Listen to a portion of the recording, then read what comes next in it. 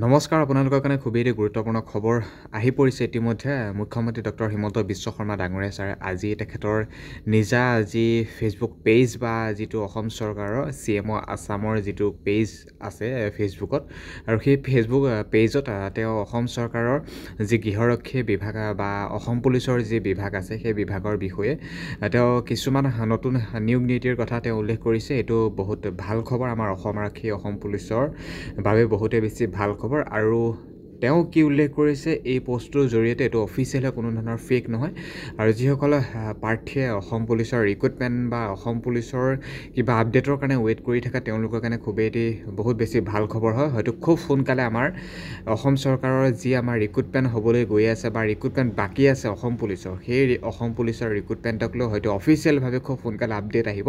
এতিয়া আমাৰ CMO আছামৰ যি অফিচিয়েল পেজ আছে সেই পেজত কি উল্লেখ কৰিছে পোনপ্ৰথমতে মন কৰিব।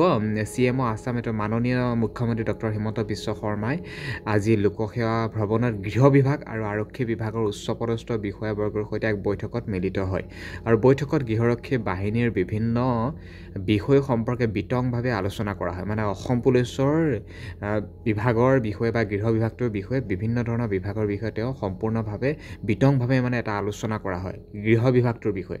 আৰু ৰাজ্যত গৃহৰক্ষী বাহিনীৰ নিয়োগ নীতিৰ কথা কৈছে। মন কৰিব, গৃহৰক্ষী অসম পুলিচৰ বাহিনী নিয়োগ নীতিৰ কথা কৈছে।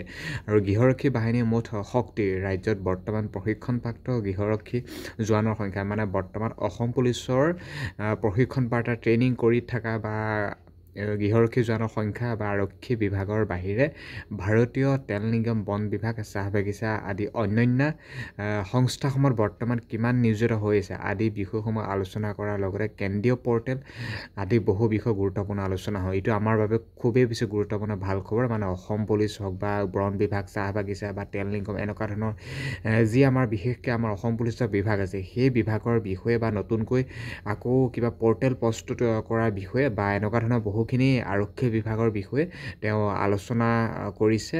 যি আজি হৈ গৈছে মুখ্যমন্ত্ৰী ডক্টৰ হিমন্ত বিশ্ব শৰ্মা ডাঙৰীয়া ছাৰে গৃহ বিভাগৰ যি আলোচনা হয় সেই আলোচনাত ইতিমধ্যে বহুকেইটা অসম পুলিচৰ বিভাগৰ বিষয়ে তেওঁ আলোচনা কৰিছে। হয়তো খুব সোনকালে আমাৰ বাকী থকা ৰিক্ৰুটমেণ্টসমূহো হয়তো এনাউন্সমেণ্ট কৰিব বা অফিচিয়েল আপডেট আহি যাব।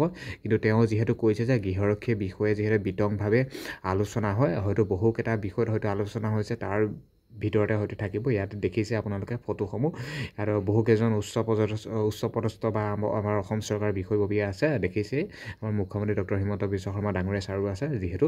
গতিকে বহুত বেছি ভাল খবৰ আমাৰ অসম পুলিচৰ বাবে খুবেই বেছি গুৰুত্বপূৰ্ণ ভাল খবৰ। মুখ্যমন্ত্ৰী ডক্টৰ হিমন্ত বিশ্ব শৰ্মা ডাঙৰীয়া ছাৰে আজি যিখন বৈঠক গৃহৰক্ষী বাহিনীৰ বিভিন্ন বিষয় সম্পৰ্কে যি আলোচনা হয় সেইটো আমাৰ বাবে সঁচাকৈ বহুতেই বেছি ভাল খবৰ। হয়তো খুব সোনকালে আমাৰ অফিচিয়েল আপডেট আহিব আৰু বিশেষ একো ক'ব নিবিচাৰোঁ। কিন্তু তোমালোকে যিসকল কেণ্ডিডেটে পুলিচৰ ৰিক্ৰুটমেণ্টসমূহৰ কাৰণে ৱেইট কৰি আছে তেওঁলোকে হয়তো আৰু কেইদিনমান ৱেইট কৰক, নিশ্চয় ভাল খবৰ আহিব।